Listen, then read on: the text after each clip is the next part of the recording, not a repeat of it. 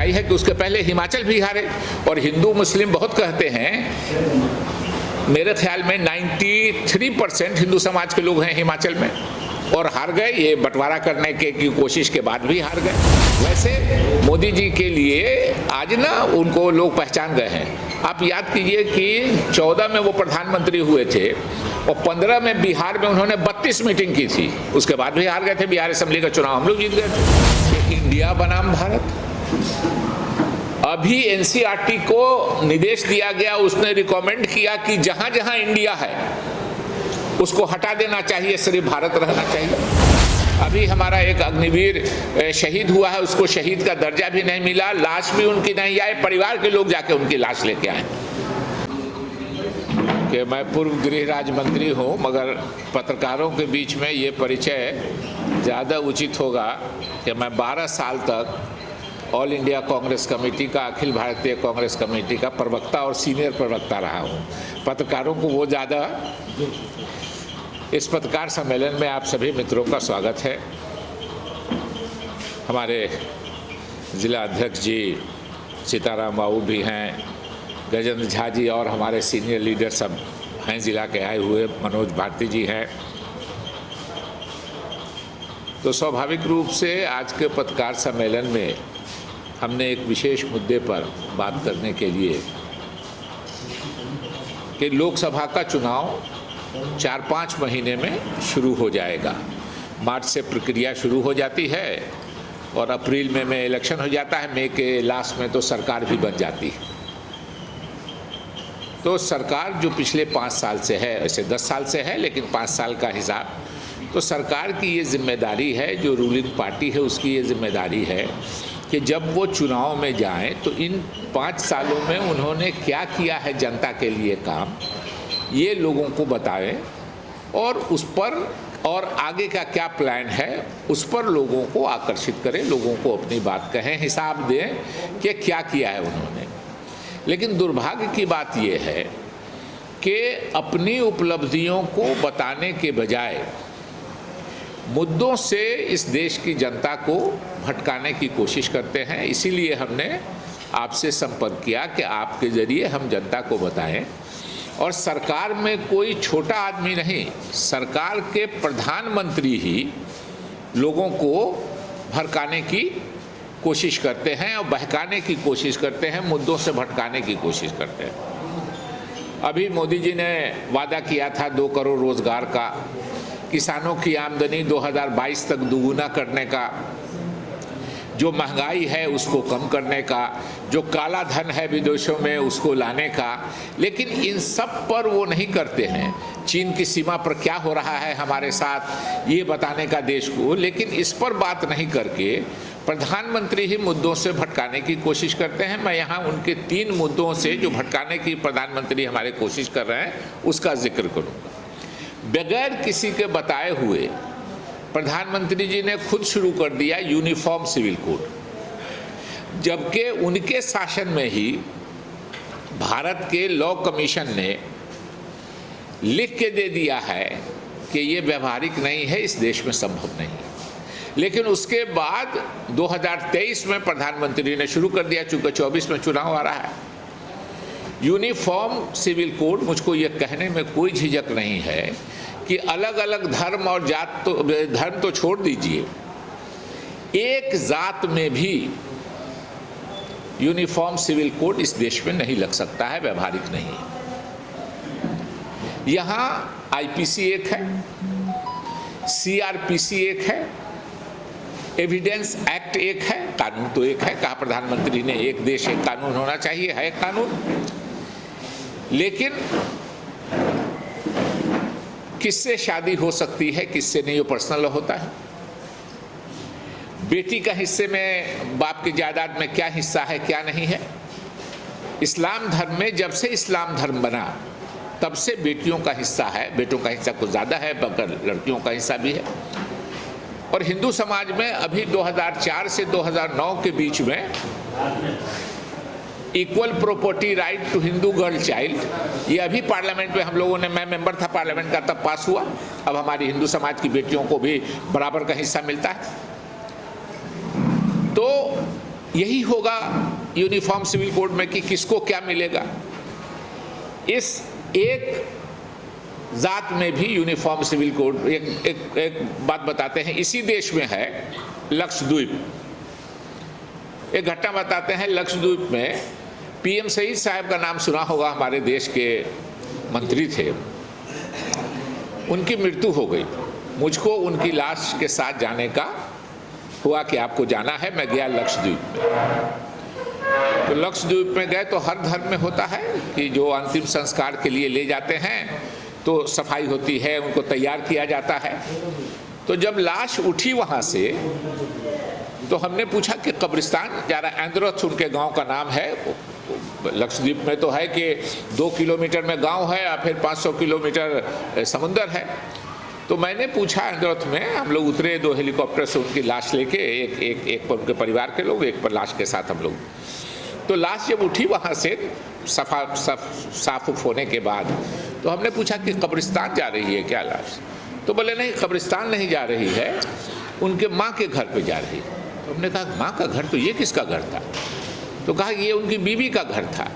यानी लक्षद्वीप में लड़कों का, मर्द का जायदाद में कोई हिस्सा नहीं, सिर्फ बेटियों का हिस्सा हुआ। अपना कोई घर नहीं। वही कहा कि ये पत्नी का घर था, यहाँ से लाश उठी तो माँ के घर पे जा रही है। और कहाँ गया लक्षद्वीप और कहाँ गया हमारा मेघालय, जहाँ के पीएस संगमा साहब थे, वहाँ भी लड़कों का कोई जायदाद में हिस्सा नहीं, सारा का सारा हिस्सा लड़कियों का। एक हमारे साथ सांसद भी थे, भारत सरकार के मंत्री भी थे, PR किंडिया। तो जो अंग्रेजी का ट्रेडिशन है ये है कि किंडिया नाम है लास्ट टाइटल, तो मिस्टर लगाते, तो मैं उनको मिस्टर किंडिया कहते थे। हमसे उम्र में बड़े भी थे, डेथ भी हो गया, मिजोरम के गवर्नर भी थे।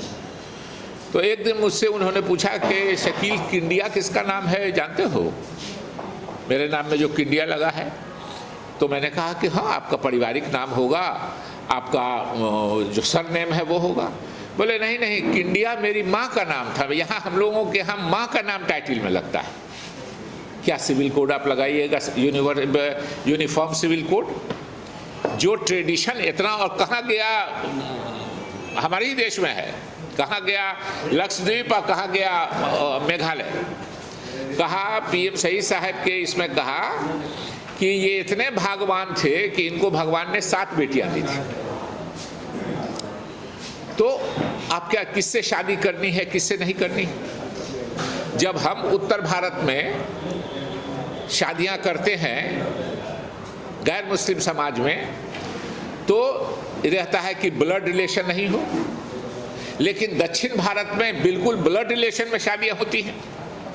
तो आप क्या लागू कीजिएगा इस देश में? मूर्ख बना रहे हैं। लॉ कमिश्नर ने लिख के दे दिया कि ये संभव नहीं है यूनिफॉर्म सिविल कोड। अब प्रधानमंत्री ही दूसरा कोई कहे छोटा बोला तो मालूम होता है प्रधानमंत्री ने खुद ही शुरू किया।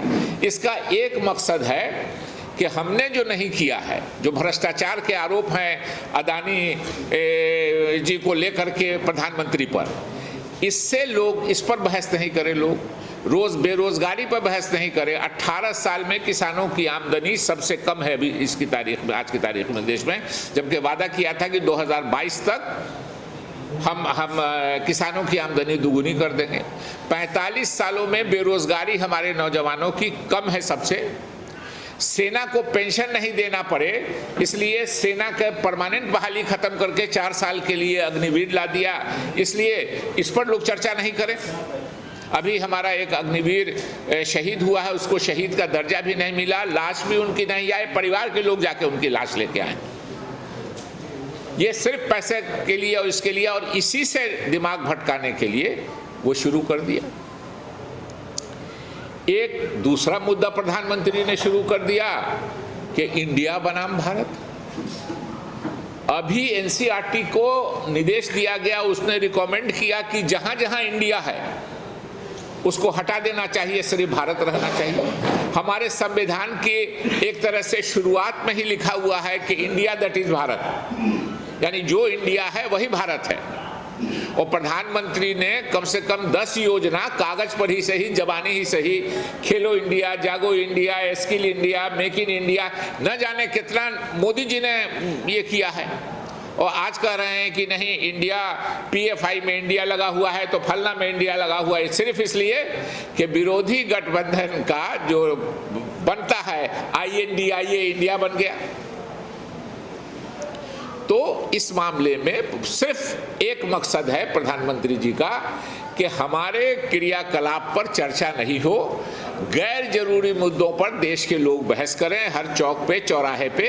हमारा जो भ्रष्टाचार का आरोप है, अदानी जी के मामले में तो उनका भ्रष्टाचार बिल्कुल खुला हुआ है, तो उस भ्रष्टाचार पे चर्चा नहीं करें लोग, उस बेरोजगारी पे चर्चा नहीं करें। 400 रुपये था सिलेंडर जब सरकार आई थी, गैस का सिलेंडर हम लोगों की सरकार गई थी और मोदी जी की सरकार आई, 1100-1200 रुपये, इस पर बहस नहीं हो। तो उन्होंने शुरू कर दिया कि साहब यूनिफॉर्म सिविल कोड, इंडिया का नाम बदल दीजिए, इसलिए कि विरोधी दलों ने अपने गठबंधन का इंडिया नाम INDIA हुआ, वो मिलके हो जाता है इंडिया। तो एक तीसरा मुद्दा उठा लिया, 1 नेशन 1 इलेक्शन। अब बताइए आप, हम सब लोग बिहार के रहने वाले हैं। 2005 में एक इलेक्शन हुआ, उसमें किसी की सरकार नहीं बनने की स्थिति आई। इलेक्शन के बाद 6 महीना सरकार बनाने का प्रयास हुआ, उसके बाद असेंबली भंग करके फिर चुनाव हुआ। अब अगर बिहार की सरकार 1 नेशन 1 इलेक्शन में कि अगर बिहार की सरकार असेंबली भंग हो गई तो आप क्या कीजिएगा कि उसको 4.5 साल ले चलिएगा उसी भंग असेंबली को, जो संविधान में हमारे नहीं है। 6 महीने के अंदर both the houses of parliament से आपको रेटिफाई कराना है उसको। और अगर असेंबली की गिर गई तो आप लोकसभा को भी भंग करके असेंबली के साथ कराइएगा। ये क्या व्यवहारिक है? और कायदा ये है कि आप कोई कानून बनाना चाहते हैं तो एक प्रारूप देश के सामने दीजिए। प्रारूप कोई नहीं दिया देश के सामने कि हम ये करना चाहते हैं, हमारी ये मंशा है।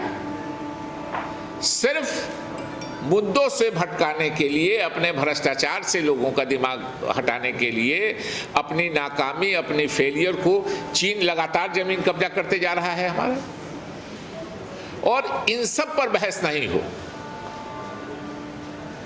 अदानी जी के खिलाफ राहुल गांधी जी ने पार्लियामेंट में बोला, पार्लियामेंट में आपको प्रोटेक्शन है, आप कुछ बोल सकते हैं।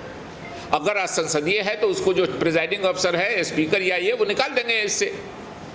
लेकिन अदानी जी के नाम पर कोई अगर चर्चा कर रहा है तो उसको भाषण ही को सरकार मांग कर देती है कि इसको हटा दीजिए।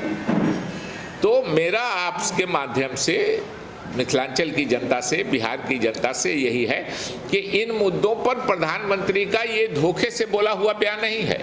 ये सोच समझ के ठंडे दिमाग से वो मुद्दों से देश की जनता को भटकाने की कोशिश कर रहे हैं। इसलिए कि अब चुनाव आने वाला है, 3 महीने 4 महीने में चुनाव की प्रक्रिया शुरू हो जाएगी। इसलिए कभी यूनिफॉर्म सिविल कोड, कभी इंडिया का नाम, अभी रिकमेंडेशन करवा लिया है कि NCERT से कि किसी किताब में इंडिया नहीं रहेगा। दुनिया भर में यूनाइटेड नेशंस में हम इंडिया के नाम से, हमारे संविधान में ही, जब तक संविधान नहीं संशोधन कीजिएगा, और संविधान संशोधन करने का उनको बहुमत है नहीं उतना, 2/3 चाहिए संविधान संशोधन करने के लिए, जो नहीं है। तो एक मुद्दे से भटकाने के लिए पहला ही एक तरह से संविधान शुरू है कि इंडिया दैट इज भारत, कि जो इंडिया है वही भारत है।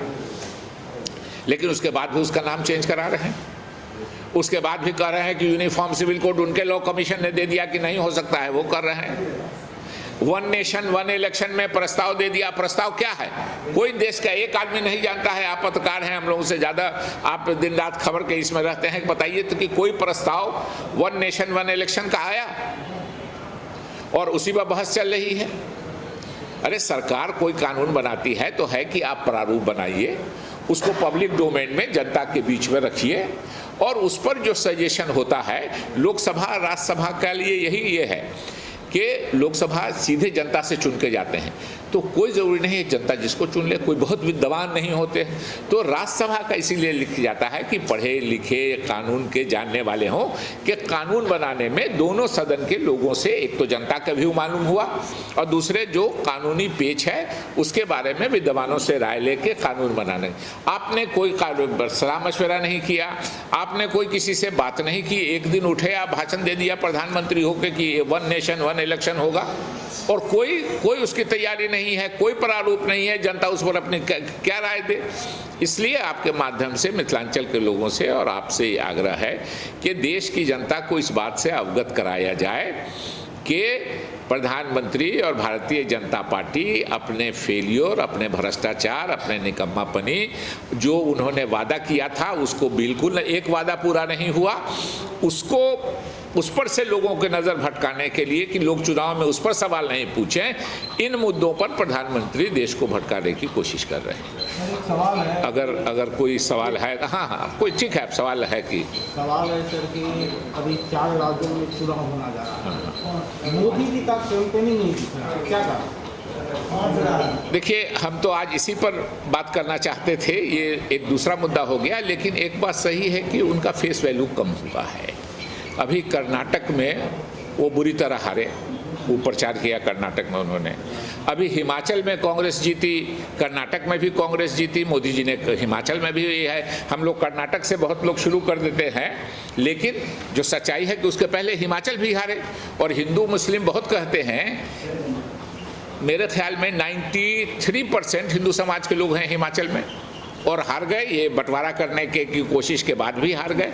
इसलिए ये बात सही है कि ये है, जनता पहचानने लगी है, लेकिन उसी से दिमाग भटकाने के लिए इन हार, बहुत से लोगों को दिमाग में नहीं होगा कि कर्नाटक में तो हाल में हुआ है लोगों का, लेकिन उसको 2 महीना पहले हिमाचल में हारी है भारतीय जनता पार्टी, और सीधे कांग्रेस और भारतीय जनता पार्टी की लड़ाई थी। हम बढ़िया बहुमत से वहाँ जीते हैं। सुक्खू जी हमारे चीफ मिनिस्टर हैं वहाँ नहीं जाने के पीछे कारण क्या? कहाँ नहीं जाने के कारण? 4 स्टेट में तो अब तो अभी जो है जाएंगे लोग, वो हम नहीं कह सकते हैं कि वो जाते हैं नहीं जाते हैं, लेकिन ये बात सच्चाई है कि उनका फेस वैल्यू कम हुआ है।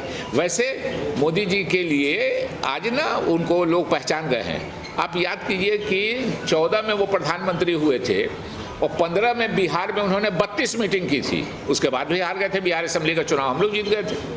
सर, एक सवाल है बिहार को लेकर, हम आज इसी टॉपिक पर सवाल कीजिए। नहीं, अलग से ले लिए, अलग से ले लीजिएगा। इस पर नहीं, इस पर नहीं। मुद्दा है युवाओं करके शिक्षक नियुक्ति की जो अभी प्रक्रिया चल रही है, उसमें छात्रों का आरोप है कि इसमें अनियमितता हुई है, लेकिन सरकार जो है 2 तारीख को औपनिवेशिक नियुक्ति पत्र दे रही है। देखिए, उस पर हम अभी कोई बात नहीं करेंगे, इसलिए कि हम पत्रकार सम्मेलन उसके लिए नहीं है। अगर उसके बारे में किसी को बात करनी है तो अलग से बात करना। हाँ, एक मुद्दा और भूल गए। प्रधानमंत्री जी ने कह दिया कि एम्स दरभंगा में बन गया, यहाँ लोग एम्स खोज रहे हैं। हम एक दिन गुजर रहे थे, हम पूछा ये भीड़ किसकी है वो बाईपास वाले रोड से, तो कहा कि ये बैठे हुए हैं एम्स की मांग को लेकर के हमारे एमपी साहब दरभंगा के। हम कहा भाई, इनके प्रधानमंत्री ने तो घोषणा कर दिया कि हम दरभंगा में एम्स बना दिया। एम्स बनता है उसके लिए राज्य सरकार ज़मीन देती है। राज्य सरकार ने ज़मीन दे दिया, कहा कि हम ज़मीन भरने का भी दे देंगे। जो पटना एम्स है वो हम जब चिकित्सा शिक्षा मंत्री थे उस समय बना था, मेरा नाम वहाँ है, उस फाइल पर मेरा दस्तखत है जो ज़मीन आवंटित की गई है। राबड़ी देवी जी चीफ मिनिस्टर थी, उनका दस्तखत है। रमई राम जी स्वर्गीय हमारे रेवेन्यू मंत्री थे, उनका दस्तखत है। और मेडिकल एजुकेशन मिनिस्टर मैं था तो मेरा दस्तखत है उस संचिका पर। तो स्वाभाविक रूप से अब प्रधानमंत्री घोषणा कर दिए कि कैसे लोगों को भटकाते हैं एम्स। लेकिन इलेक्ट्रॉनिक मीडिया के ज़माने में तुरंत हो गया एम्स, ज़मीन खोजने चले गए लोग कि कहाँ एम्स प्रधानमंत्री जी ने बनवाया है ये देखने के लिए। तो ये मुद्दों से भटकाने की कोशिश है। हम अभी इसके अलावा और किसी बात पर नहीं करेंगे। अगर किसी को बात करना है तो अकेले बात करना है। सर, इसी से रिलेटेड एक सवाल है। जो कुछ भी आपने कहा प्रेस माध्यम के द्वारा, आपकी बात जनता तक पहुंच नहीं पाती है या आप समझा नहीं पाते हैं, और मोदी जी पे विश्वास कर लिया जाता है और लोग उनके पीछे हो जाते हैं। कहाँ कमजोरी है, खास करके हिंदी भाषी क्षेत्रों में? देखिए, स्वाभाविक रूप से हमारा काम है कि हम मीडिया को बुलाएं। आपका धन्यवाद देते हैं कि इतनी बड़ी संख्या में आए, और हमने जो देश की ज्वलन समस्याएं हैं उन पर बात की। हमने बताया कि और कोई नहीं, प्रधानमंत्री कैसे मुद्दों से भटकाने की बात कर रहे हैं। अब ये जिम्मेदारी तो मीडिया की है कि वो जनता तक पहुंचाए। अब मीडिया के मित्र अगर किसी कारण से नहीं पहुंचाते हैं या उनको सरकारी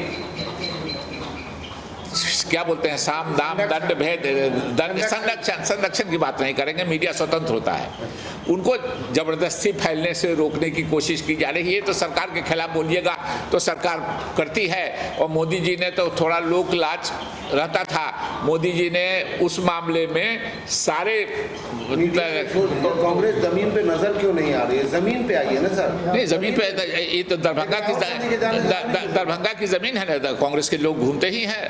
हम 4 दिन से हम अपने को नहीं बोलते हैं कि खाली कांग्रेस के नेता हैं, लेकिन हर आदमी जिसका जो दायरा है उसमें घूम रहा है। वर्तमान बिहार सरकार हम अभी वर्तमान बिहार सरकार पे नहीं बोलेंगे। हमने जिस कांग्रेस हमेशा बगल वाली कुर्सी पर ही बिहार में रहेगी या पीछे वाली पर ही, क्या कभी मेन कुर्सी पर भी कांग्रेस? देखिए, इस समय तो जनता के हाथ में है। जनता जिस संख्या में सीट देती है, हम तो चाहते हैं हम अलग भी लड़े, हम साथ भी मिलके लड़ रहे हैं और लड़ेंगे। तो ये तो जनता के हाथ में है कि किसको कितना देती है, क्या देती है। संगठन पर काम है? नहीं, ये हम नहीं मानेंगे, संगठन पे काम नहीं हो रहा है। संगठन में हमारे अध्यक्ष जो अखिलेश जी अब जा रहे हैं, तो अच्छी खासी भीड़ हम लोगों के, इससे अच्छी खासी भीड़ आ रही है, लोग आ रहे हैं, आकर्षित हो रहे हैं। वोट देना न देना हमारा काम है, जनता को अपनी बात कहना, अपने सिद्धांत बताना, अपनी उपलब्धि बताना, अपनी कमियां को भी जनता के सामने स्वीकार करना। अब जनता पर फैसला है, जनतंत्र में आपको मानना है जो जनता कहेगी। चलिए, हो गया। बहुत धन्यवाद।